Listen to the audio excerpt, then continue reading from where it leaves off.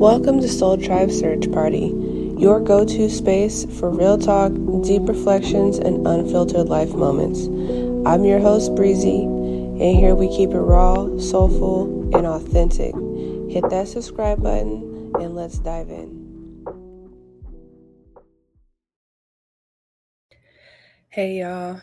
So, honestly, when I think about it, I don't want to be an entrepreneur either. I literally just want to be free. Like, the reason why I took the entrepreneurial route, I didn't want to be burnt out. I don't want the same schedule of anything every day. I want to really be able to take charge of myself. If I don't feel that you are fit to lead me, then I have to take matters into my own hands, which, I mean, regardless of the fact you should want to lead yourself anyway, I think that is what put me in the position to say that I want to be an entrepreneur. But when I really do deep diving reflection, I don't want that either. Like, to be an entrepreneur in one way is where you do burn yourself out. You're doing basically all the same things that you would be doing working a regular job, but now it's burnout for yourself. And I don't want that. I don't want that either. So the space that I have really been learning to be in a lot lately, and I should show y'all this video because I stopped and watched this girl's video. I'm gonna look it up actually. She was basically talking about just like how happy she's been with her abundance in life, just what she brings. Hold on, look, because I'm just over here just talking. Let me find the video. I spent my whole life struggling with money and lack, and now that I'm so rich, it's like mind-boggling. Like, I genuinely have so much money that anytime I want something, anytime I need something, I just buy it. I just do whatever I want. And it's like, it doesn't feel real. You know what I mean? Like, it's pretty crazy. There's all these things that I was like, oh, I'll do that when I have the money. And now I'm doing it. I'll buy that when I have the money. And then I bought it. I want to go to that place. And I went there. I want to eat that food, and I'm going to get the chips and the guac and the drink. And no one really prepared me for like the playfulness, like the levels of like childlike joy that are going to come out of me when I finally have so much money, because I'm just silly. I'm like, I'm going to get a trampoline and I'm going to do that. And then I'm going to get a pony. I saw this pretty journal at the store and I was like, yeah, I'm buying that. It's pretty. I like it. And I smell good and I feel good about myself. And I'm just like, amazing. And I can help other people because I feel so abundant. I get to do for other people and help other people. And it just feels so good. It feels so good. Literally, after watching that video, that's exactly how I feel.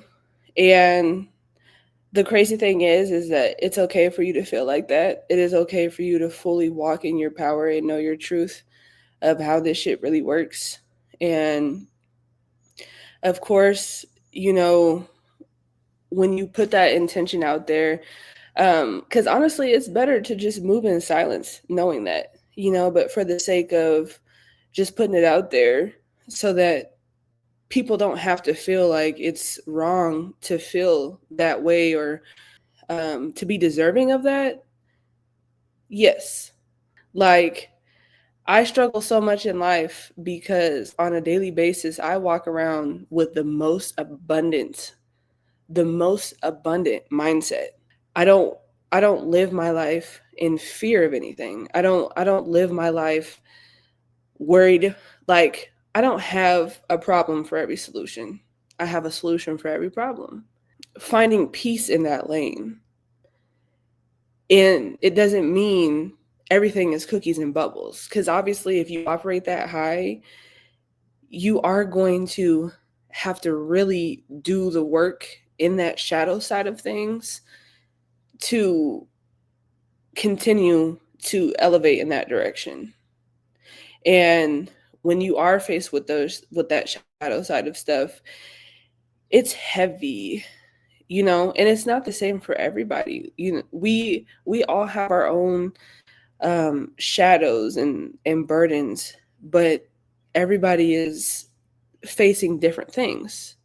We're not all here on the same exact journey, but close. That's why I started to tell people not to be insensitive, but to me, nobody is special. Everybody has a victim mentality, and they like to talk about what is happening to them.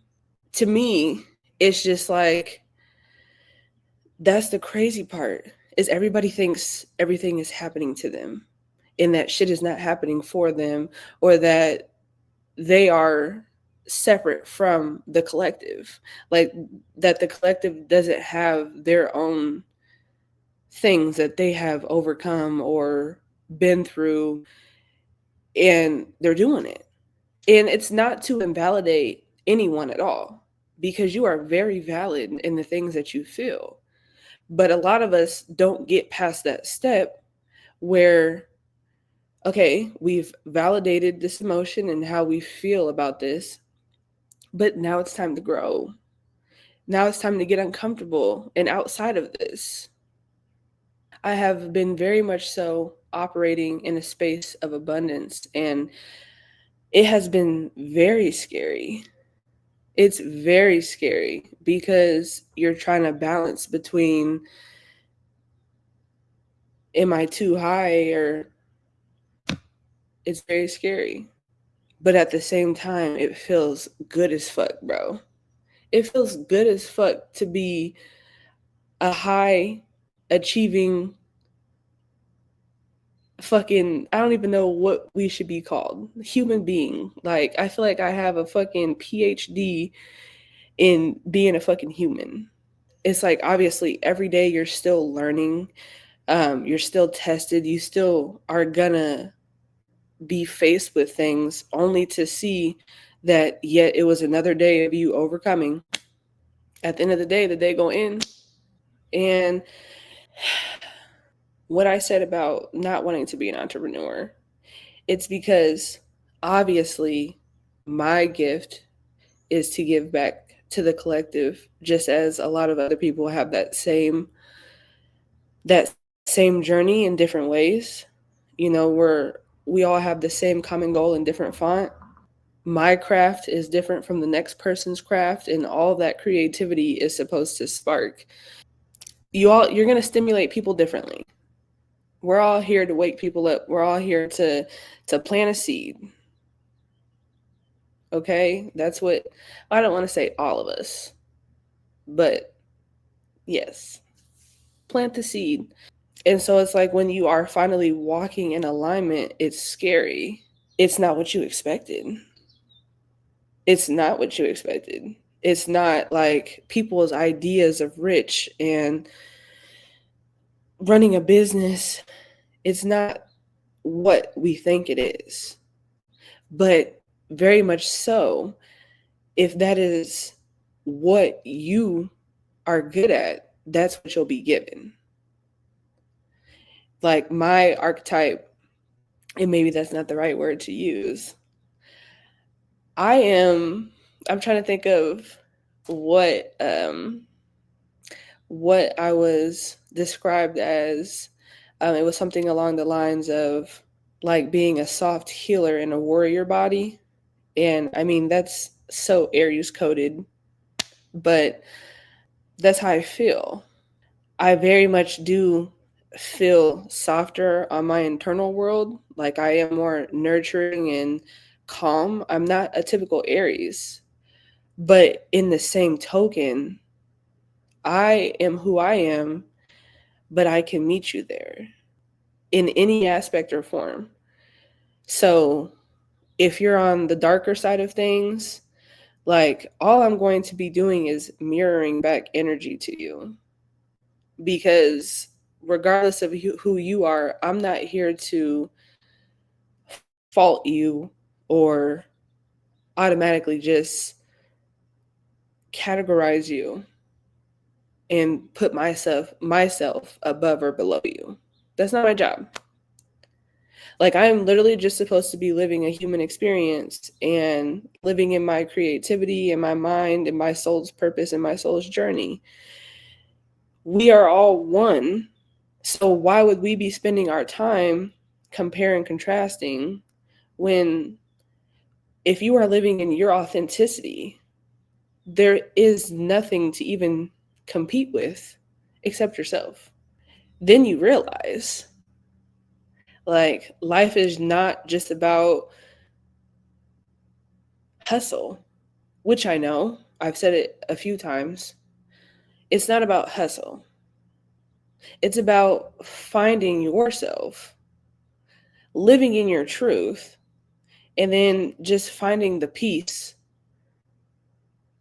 And it's like, well, shit, though. Like, if my daily life goal or piece is to do something where I'm slinging some tea, you know, like, yes, I love to heal internally. I love to heal others internally. I love to plant that seed. That's what I love to do. So it doesn't seem like a hustle for me when I am helping people have that realization.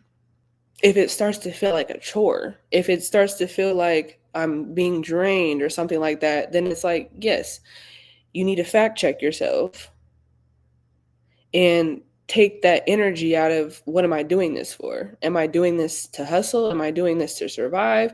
Because when you're doing stuff out of survival, that still keeps you trapped in the loop. You have to produce out of comfort. You have to be able to produce, you know, you're not in survival mode. And even though I talk about it where I'm like, oh, you guys aren't finna see this video until blah, blah, blah, bro, that is dope as fuck. The fact that I have content built up to where, yeah, I got to line this shit up because it's all great content. It all needs to get out.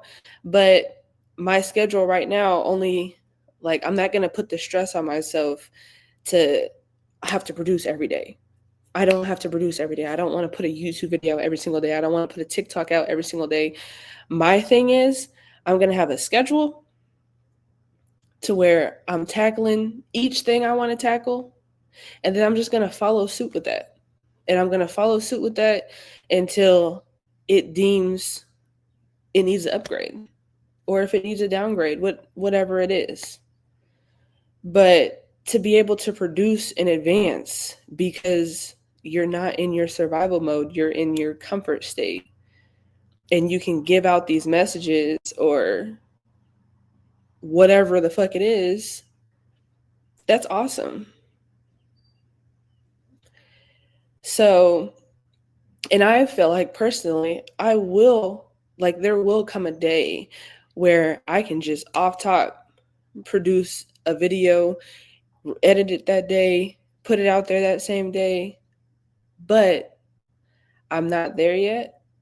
And I'm not rushing myself to be there because it's not in alignment for me right now.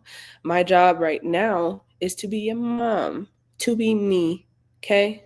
I am growing a human, and I also have myself outside of that. And this is balancing both. That's just what it is. You figure out what things are important to you, and you tell yourself the life that you're deserving of. You don't write about your future goals. You sit down and you write about exactly the life that you envision for yourself, that you wake up every day and you live. You write that down. And then you literally live that every single day. And that's easier said than done. It is. Because your life goal might not be the same as mine. So this is me speaking particularly to that. And some people are meant to work a job. Like, maybe your influence is being in that job because that's probably how you plant a seed. But just know, if your calling feels bigger than that, then it definitely is something worth exploring. You don't have to be afraid of it.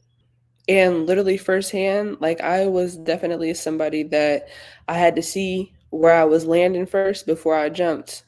So this is beyond me. Like I've had to literally let go of so much control to get to where I am right now in life. I had to let go of so much control. I had to go within to the point where I be needing balance with that. Y'all, I start back saying the group at work last night because I do let myself work a couple days out the week. That is my balance. I love the human interaction sometimes, but also let yourself work places if it's okay with you, but they align with you. It's something where if you don't feel like going, then you don't go. It's not like I'm scheduled and I have to do this every single day because I don't have to if I don't want to. And yeah, sometimes I will have my days where I'm like, shit, I don't feel like going. And I'll be caught in that cycle. But then I always regroup myself. Anyways, I feel like that was a side comment. Dang it. And I have this mom brain sometimes where I'd be like, shit, let me talk on this so I don't lose this thought. But that's okay. That is my truth. And if it's something that I want to fix, then I can fix it, right? But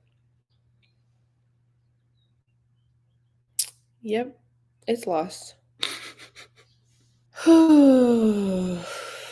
Yeah, man. It feels really good. It feels good to let go. It feels good to trust the process. And another thing that I struggle with, I was thinking about this to myself. When it comes to friendships, and I don't know if I said this before or not, but to me, my friendships are very deep. Like, I emotionally care about my friends to the point where, like, I just feel like if we are friends, we are all in for one another. Like, it doesn't even matter what you need, I'm there. That's why I feel like it's so important. Like, if you surround yourself with people that just be around everybody, like that shit is so draining to me. I don't know how you do it, but I don't have time to entertain 30 different kind of people.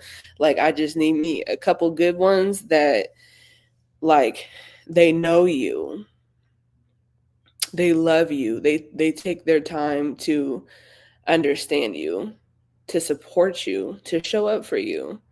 I think that is amazing. And I think that I also struggle with that too because I am learning how to not step outside of that, but open that up even more. Because when you come into contact with people, I feel like we always try to label everything, and we don't have to do that. Like, this connection doesn't have to be something specific, it can just be what it is. Because the connection was probably brought together just for an experience. Sometimes I have a hard time of letting go of knowing that. I will like mourn people that are still alive. Like you reminisce on life and you're like, dang, I miss having this person around. But it's a person that you just cannot fuck with. Like, come on now. There's principles, and when people do stuff, it's like, bro, yeah, I can't fuck with you, but I'm trying to find balance to where there's no bad blood. It's just you have to acknowledge that you've outgrown this space. And just because you've outgrown that space doesn't mean like it absolutely cannot come back in the future if someone has changed frequency, changed course. But it's just crazy, you know, how you'll think about those times and you'll balance between, yeah, it's because of what I brought to that I miss, or I miss that aspect of myself, versus you miss that person. Because when you really break stuff down, you're like, yeah, but I was doing this, and this for you, and you did this, and this. Or when it came time to crack the surface, you ran away. You were afraid to hit those points. Finding a real balance in that, I can still feel people's energy, and I don't think it's egotistical to feel this way, but I'll be knowing that somebody feels this type of way because my energy can pick up on their energy. And it's like you feel that internal rub. Like if you put two of the same side batteries together, it's like or magnets. I don't. Anyway, but yeah, it has that weird force, right? And I think the hardest part about that is me personally, when I'm able to feel that type of energy, I'm like, well, I don't know if I should address them or, because people could either deflect or it could be that you are really projecting that onto them, you know, but I'm a patterns person. So I will pay attention to your pattern and how you are. And even though I might be checking your temperature at first to see, like, depending on how you answer it, I'll just be able to know, like, yeah, this person is deflecting, so this conversation isn't really meant to be had. But I get on myself because I'm like, yeah, but you refusing to say something could be also what would have saved this interaction. And then to further that, I'll be like, yeah, but me saving this interaction is because they didn't want to also meet me there. Like they just are okay with it continuing to be this way. And I don't know if that just sounds like way crazy. I'll leave a lot of relationships where they are because if I do try to initiate something with you and you don't kind of catch the energy, you kind of just like, you're right here. I don't like to take that responsibility to be like, okay, let me be the first to address the elephant in the room, blah, blah, blah, blah. Because also, I feel like if it is something that I've said to you, you should be able to right then and there speak on it. Or if it's like, if I didn't text you back and you like, bitch, you didn't text me back, I would be like, oh shit, that's on me. Yep. Like to have real people call you out just as you do to them. And so yeah, sometimes I'll just deem it as it is what it is and I'll just let a relationship be what it is that whole time. But I mean, I don't know, maybe someone can leave some real feedback for me on how to handle that because that could be why Aries are misunderstood, as people like to say. I don't think I'm misunderstood. I think that I'm just like, I'm very to the point.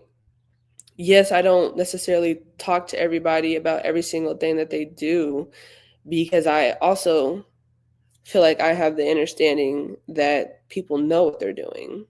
So logically, I'm not going to react out of emotion with you. I'm just going to let you be because I'm not going to entertain that. But I'm also not going to, like invalidate you or feel like, it's egotistical for me not to say something. But 9 times out of 10, like I had the last interaction with you or whatever it was. And that right there was my notification of to self, like, yeah, we're just going to leave this one right here and circle back later. I don't know. But I'm already someone that I already have so much to say that a lot of times that those just be the times where I'm like, actually, I always got so much feedback. I don't have no feedback for this. And that's like the detachment of things that I have with people. And then this is a different topic. Somebody was talking about like how they know things, and it's not really a resource or anything like that. It is literally just coming from within. And it was so crazy to me because I feel like we always feel like, sorry, I feel like I'm talking in circles. We always feel like there has to be something to validate an internal output. And sometimes it really is just like, I said this because I know it to be true. And then you just, bam. Or this is what's happening because this is what my internal self says.